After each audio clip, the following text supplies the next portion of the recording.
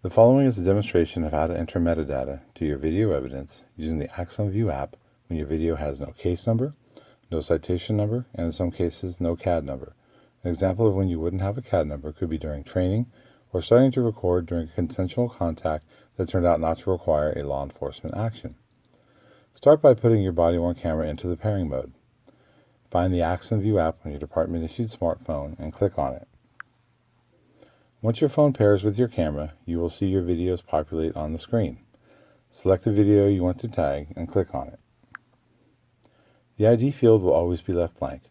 The CAD integration program will fill the CAD number in, if applicable, when the body-worn camera is docked and the video uploaded.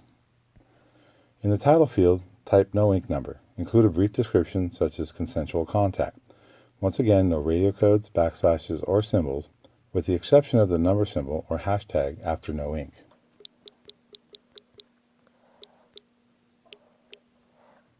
Category. If category is left blank, it will automatically default to a 120-day retention period. Should your incident require a longer retention period, choose from the appropriate categories listed. After you have completed the mask, click on Save. You have successfully tagged your video evidence. Be advised, after the video is uploaded, the above fields can be edited in evidence.com at a later time.